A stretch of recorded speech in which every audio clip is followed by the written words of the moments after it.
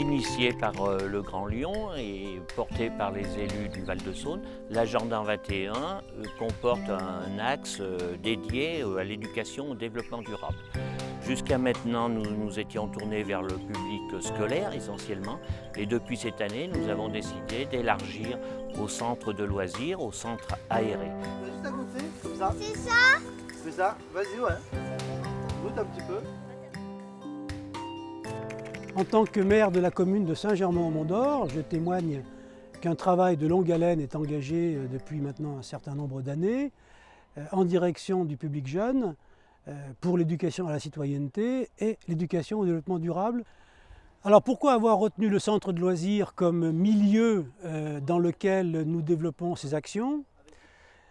Essentiellement parce que notre centre de loisirs regroupe un nombre important d'enfants en périscolaire et parce que leur organisation est plus souple que celle du milieu scolaire.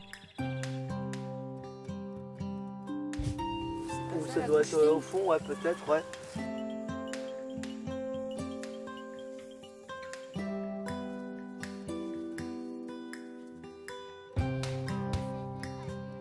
Alors depuis l'année dernière, donc, on a mis en place divers projets, donc, au jardin pédagogique entre autres. Donc, on a fait la spirale aromatique à insectes, donc, qui est juste derrière moi, donc, pour développer un microclimat donc, dans la spirale et faire venir les insectes.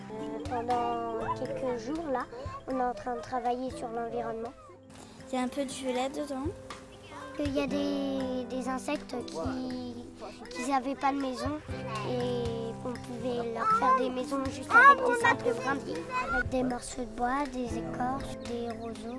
Pour bien sensibiliser les enfants au développement durable, en fait, il n'y a pas besoin forcément d'avoir de connaissances parce que nous, en fait, on apprend en même temps que les enfants. Aussi, l'important, c'est de mettre une suite au projet. Donc là, pour nous, c'est vraiment étudier la vie des insectes. Des araignées, des limaces. Il y en a que j'avais jamais vu auparavant.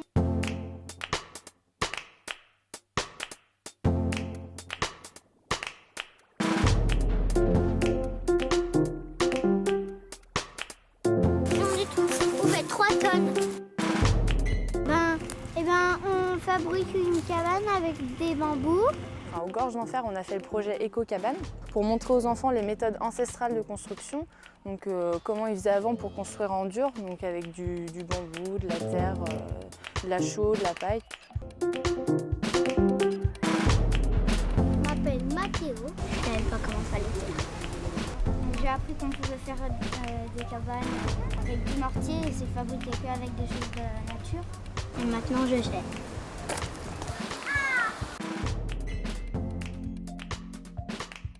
Ce que je trouve intéressant, c'est ce qui va en être fait après, c'est-à-dire ce qui est prévu par le centre de loisirs, les mini-camps écologiques où ils vont justement travailler sur la gestion des déchets, la récupération de l'eau. Je trouve que c'est un chouette projet. Donc j'ai participé à la construction des cabanes cet après-midi. Voilà, rien que voir qu'on peut construire une maison avec ses mains, avec des choses assez naturelles, qu'on trouve à droite à gauche et qu'il n'y a pas besoin d'énormément d'outils. Ce qui est intéressant, c'est que ça nous a quand même donné des clés, enfin des éléments pour nous permettre, nous, de mettre en pratique à la maison. On se rend bien compte dans nos communes, quand les enfants s'impliquent, les parents suivent.